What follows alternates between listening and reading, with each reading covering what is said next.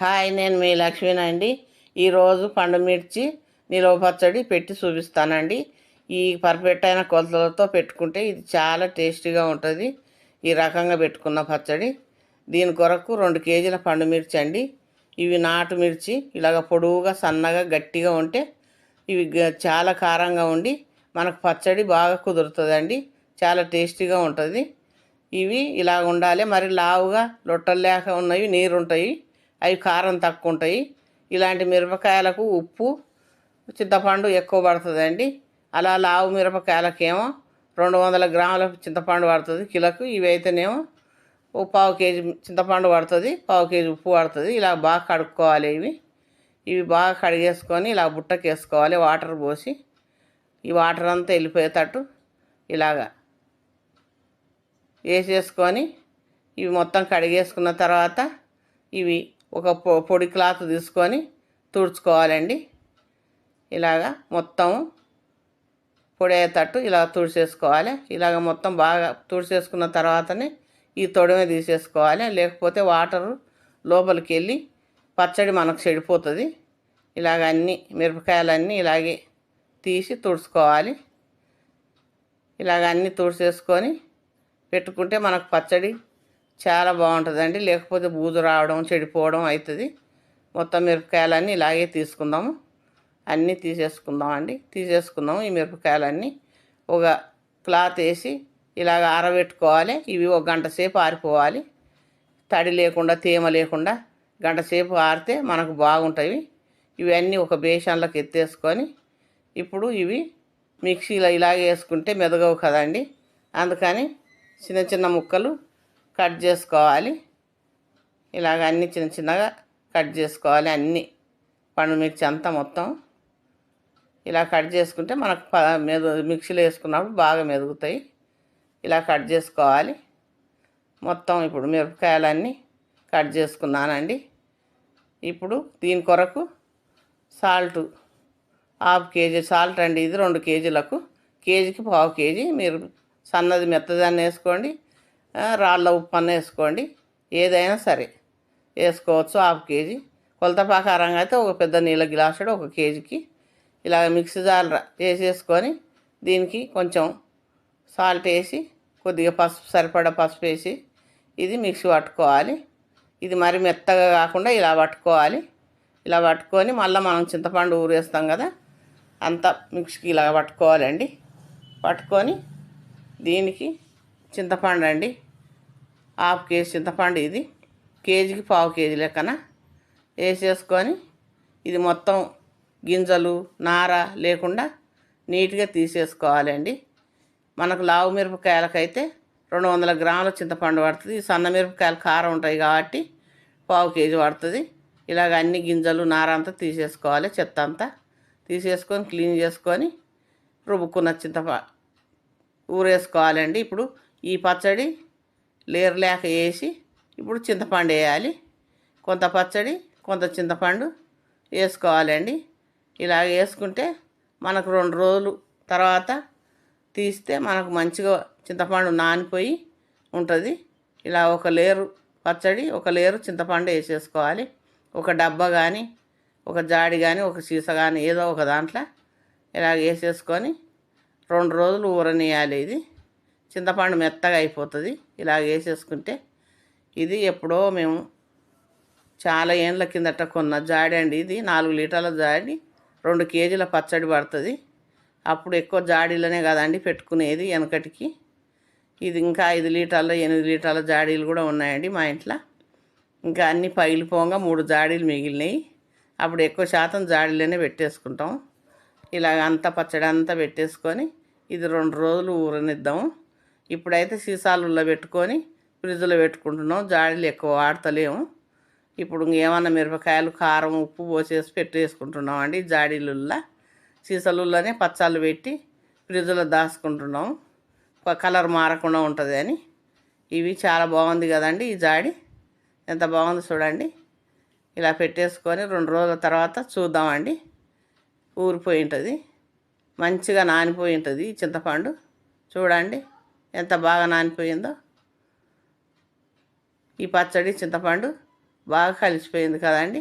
ఇదంతా తీసి ప్లేట్లు వేసుకుందాం. మనం మిక్సీ పట్టుకోవడానికి బాగుంటుంది వీలుగా. మొత్తం ఇలా తీసేసుకుందాం. మొత్తం పచ్చడి అంతా తీసేసానండి. మొత్తం జాడలేదంతా తీసేసాను. ఊరేనికని నేను ఈ జాడి వాడుకున్నాను. మామూలుగా అయితే పచ్చడి తయారైనాక సీసాలులోనే పెట్టేసుకుంటాను. మొత్తం అయిపోయింది. దీనికి 150 గ్రాములు ఎల్లిపాయలండి. 1 కేజీకి 75 గ్రాములు లెక్క.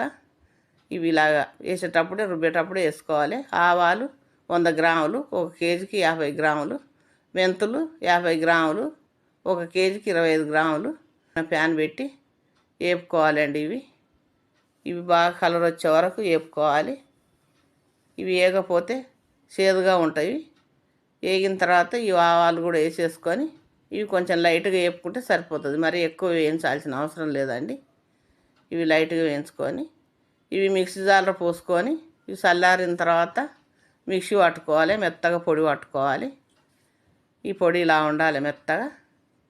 ఇది పక్కన పెట్టేసుకొని ఇప్పుడు పచ్చడి మిక్సీ జార్లో దీనికి సరిపడంత వేసేసుకుందాం. ఇలాగా వేసుకొని ఈ చింతపండు మెదిగే వరకే రుబ్బుకోవాలండి. దీనికి కొన్ని ఎల్లిపాయలు కూడా వేసేసి రుబ్బుకోవాలి. ఇది మరీ మెత్తగా మిక్సీ పట్టాకండి. ఇలా కొంచెం బరకగానే ఉండాలి. పచ్చడి బాగుంటుంది మనకు. చింతపండు మెదిగితే చాలు. మెత్తగా అయిపోయిన చింతపండు కాదండి, తొందరగా మెదిగిపోతుంది. ఇలాగంతా మిక్సీ పట్టుకున్నదంతా మొత్తం ఇలాగ వేరే ఒక గిన్నెలకు వేసేసుకోవాలి. ఇలా మొత్తం మిక్సీ పట్టుకుందాం. మొత్తం అయిపోయిందండి. మొత్తం పట్టేసుకున్నాను. చూడండి ఎంత బాగుందో.